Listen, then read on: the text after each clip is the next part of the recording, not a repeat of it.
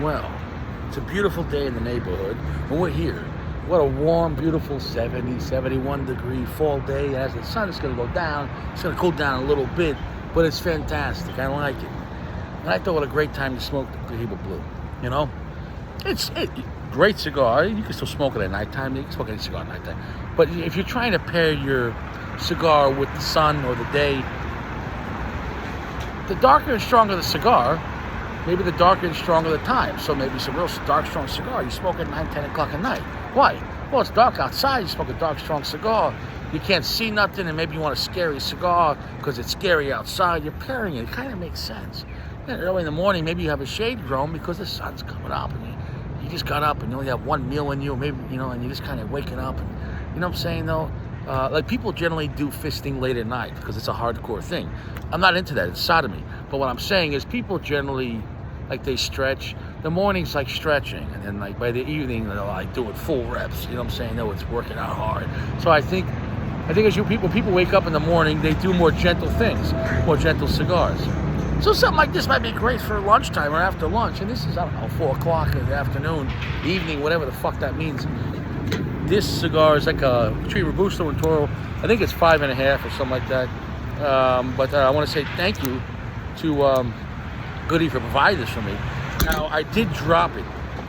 When I do reviews in the car, and I bring the cigar in my car, I drop cigars all the time.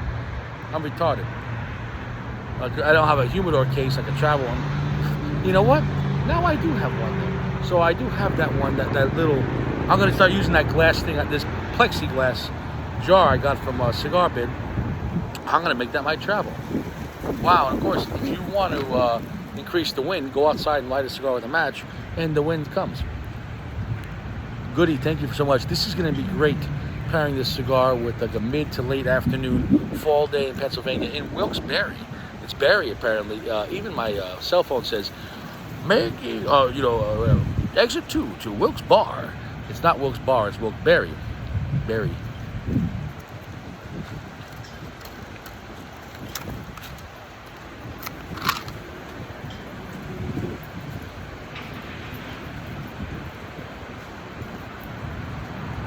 Oh, shit. I gotta fix that.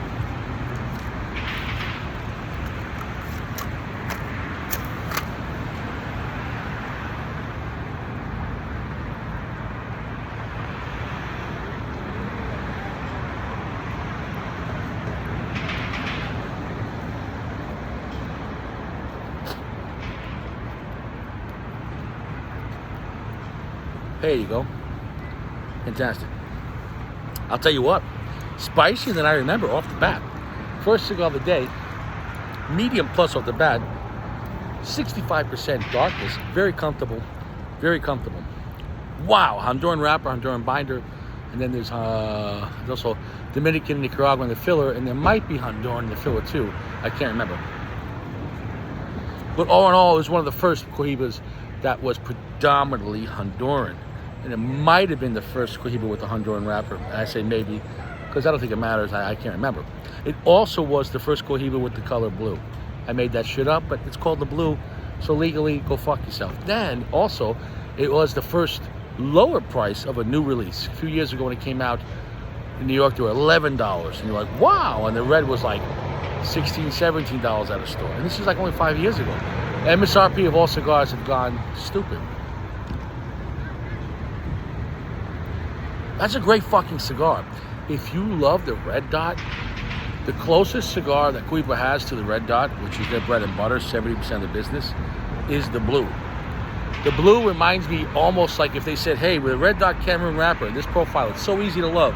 And if you want a little stronger, darker, slightly edgier cigar than Don Carlos with that same gambit. Don Carlos I love, red dot I love. Awesome. If you like that, we want to make like a red dot, but with Honduran tobacco and some Nicaraguan tobacco, and stay within those boundaries of strengths and like that kind of profile. Well, that's where you're gonna love the blue. The blue is like red dot part 2. I can't stress that enough. That's how you gotta look at the blue. The blue, they when they made this, it's really one of their latter cigars with the Cohiba. Okay, it's not, so the red dot's been out forever. The blue's pretty recent. And it's very popular. And I wouldn't recommend. This is like along with Booster, I guess, maybe 5.5 by 50 or 49. I don't know. I wouldn't recommend smoking this in a tremendous gauge. I have seen them, no joke, like 7 by 70 at a store, something stupid like that. That's retarded. So in the regular gauge, this is phenomenal. The blue is classy, and it's a good way to experience some Honduran tobacco. Nice spice to it, just like the red dot. Maybe even a little more spice. Very tingling. Lots of cinnamon.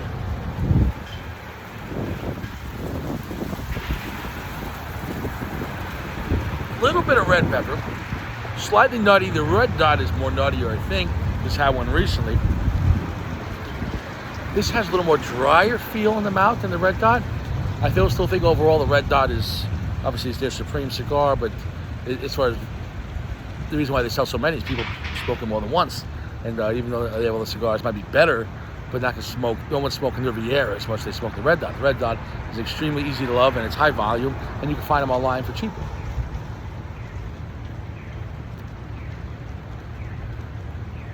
I tell you right there, I'm almost at medium full right there.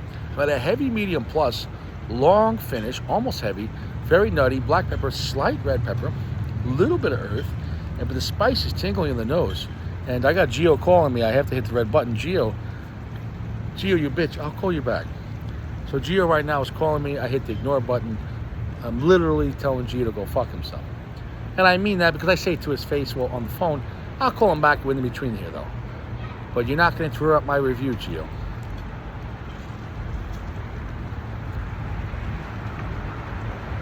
Anybody can enjoy this cigar. If you like Connecticut shade cigars, this will be a step up in strength and body and feel, but it's not AJ Fernandez. It's not going to kick your ass. However, this is just fantastic. What's wrong with a good, classy, good time with great flavor, with plenty of spice without killing you, or plenty of flavor and a price point online? Sky's the limit on this, or the underground's the limit. You could get this shit cheap online, $4 or $5. You know, $20, $25 5-packs. What's wrong with that? Or a 10-pack maybe for $40, $50 on CBIT. That's a fantastic time. What a fantastic cigar. Goody, thank you so much. This is not the first time I had this. I've been smoking this for years, and I love the blue. The blue is a great time. And I've smoked it in Churchill, too. Churchill's fantastic. Long version. Try it in the Churchill. It's fantastic. It's like 7 by 49. You're going to have a great time with the cigar, but I would pair it with at least water or a juice or coffee. If you want to have a beer, fine. I wouldn't go too heavy in scotch with this. But the point is, though, it definitely has a little more drier mouthfeel. But sometimes Honduran tobacco can do that, which might turn off some people. But you get what I'm trying to say, though. So maybe you just have some liquid with this.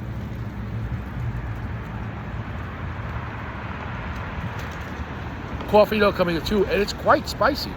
But it's a lively, fun amount of spice. It's not like that weird uncle that's just like way too spicy and saying like shit like, you know, and your mother's like, oh, that's enough, John. You know, it's just scaring the kids, you know, scaring me. What the fuck? So anyways, phenomenal. Great time. Anyone could enjoy this cigar. Anyone can enjoy this cigar. It's been around for a while.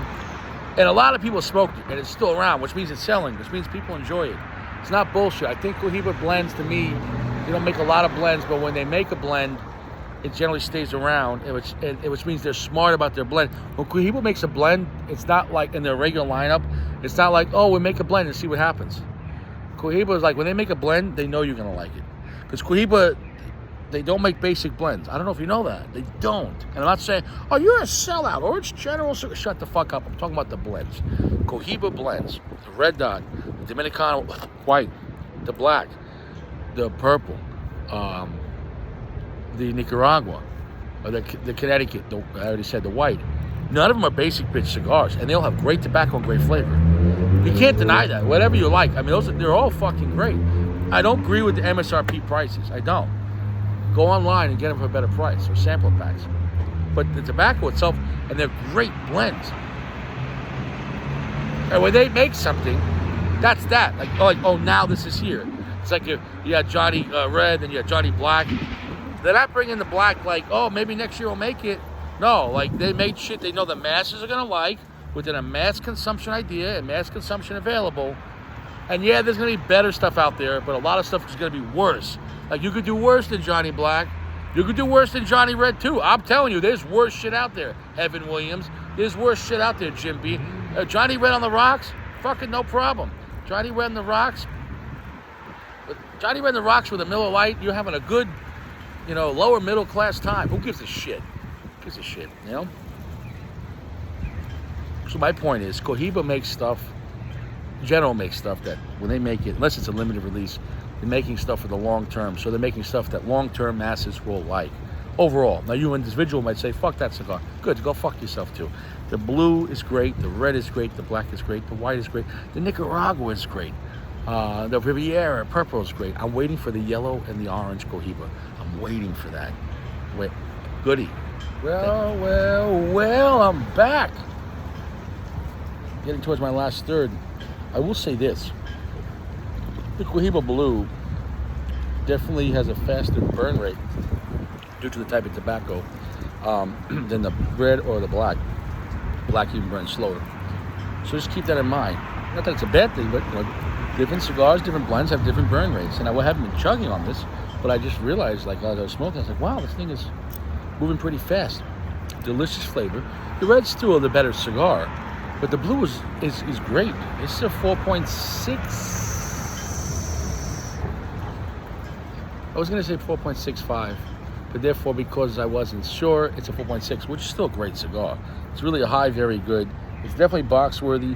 If you can get these online, 5-packs, 10-packs for a really low price, you can't beat that, And that's that.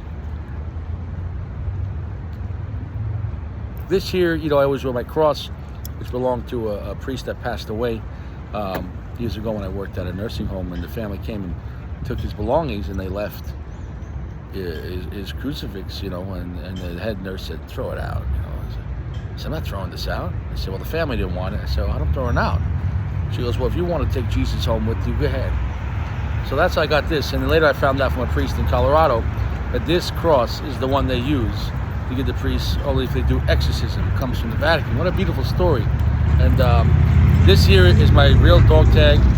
And I found it in my cigar humidor box. Like, and there's a shelf underneath for storage, for a lighter and cutter. But I have anytime people send me cigars where they send a letter, I put those little letters in my box, and I save that because it's sentimental. And it just reminds me, like, it's a good trophy like that. Obviously, I know people enjoy the show, and whether people donate or not, it's just more of that for every person that did, there's so many people that just enjoyed it and appreciated it. And I try to spread, make people laugh, but also spread some wisdom about staying out of trouble. Because as a man, you really don't get a second chance. And if you do, you really better appreciate it. Because there's definitely no third chances. Baseball teaches men about life. 3 strikes and you're out, which really means you get 2 chances. Because the third strike is not like, 3 strikes. It's not like you get 3 chances. You get 2 chances at best. 1, 2. And on your third, you're fucking done. You're out of there. Well, I'm a professional basketball player. Go back to the dugout. The dugout is below ground. Go back to your fucking dungeon. Okay? I can't stress it enough. So, what happens though? If somebody throws the ball and it's out of the box, don't swing at it. So don't make a decision if it's a bad placement. Okay, for example, self-defense. If it's in the box, you could swing. If someone's illegally hurting you or trying to hurt you and you defend yourself, society and the court will probably justify it. But if it was going to be a ball, like if you go to something purposefully to try to defend yourself, now you're acting as like the aggressor. So only swing at something in the box, something that was meant to be hit in your strike zone, which means, in a sense, because if you didn't swing, you could be, still get. If you don't swing, you still could get a strike. So in this case, that's a threat. If someone throws something to you in your life and it's in your strike zone and you swing, you could get a hit, right? You know what I'm saying, though? But if you swing at something that's out of your strike zone, you know what I'm saying, though, and you miss, you're out. So learn from these allegories. So know what not to swing at. I can't stress it enough. Most guys that get jammed up with something that was preventable, okay? If you're tight on money, well, you can go hit a bank or spend less money and maybe go get a second job. It's better to work a job and a half a job than to be full-time in prison. And I never went, but I don't have to go to know that. I don't want to share a cell where other guys are watching me take a shit. Or watching other guys take a shit. It's terrible, right? I don't want group showers. Okay, in the Marines we had group showers, but it's different because we also had weapons. My point is though, what is my point? I'm glad you're here. It's a beautiful day, and I want to thank God for letting me have another day here. Bought a beautiful cigar.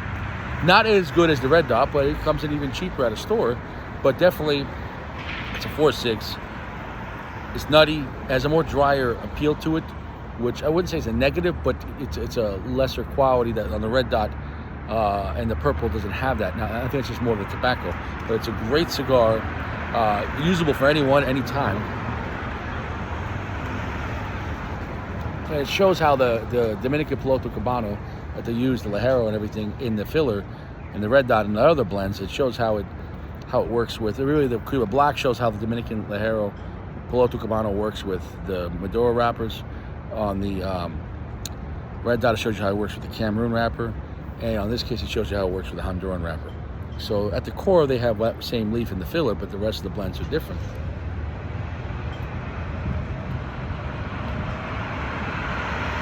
So you get to see how the same leaf pushes different wrappers and different binders differently. It's enjoyable. It's semi-strong. It's definitely medium full. Overall, has plenty of flavor, but it's not a kick in the ass or a punch in the teeth. It's enjoyable. A lot of flavor on the tongue, a lot of finish. You know what I'm saying, though? I think if I wasn't operating a vehicle, this would be a perfect cigar to have with like an ale, like a pale ale or something like that. I'm not an IPA guy. I mean, I don't need that. IPA is like, it's not for me. That's it. If you want something that strong, go for a Scotch. You know what I'm saying? No, but this is not a Scotch cigar. Of course, do what you want, but I'm just saying, like, this is not the kind of cigar I'm gonna have a Scotch with. Anyways, we're done here. I appreciate you coming down. Stay out of trouble. Don't do anything stupid. Remember, you could say, well, Rich, you said you got 3 strikes to your out. No, you might do a pop fly and get on your first pitch, and you got caught. They caught the ball, and now you don't even get to run the base. Even if you do run the base, you're not safe. You're out. Go back to your dungeon.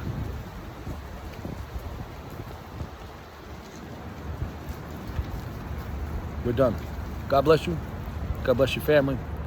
Lay low. Don't make yourself a target. But be ready in case you get hit. See you around. Stay fresh. Limit your alcohol. Exercise. Limit your... Oh yeah, I already said limit your alcohol. I'm going to say again, limit your alcohol. Don't do drugs. Wear your seatbelt. Eat prunes.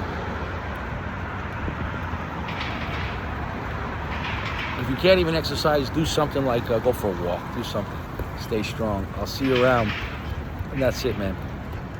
I'll see you around.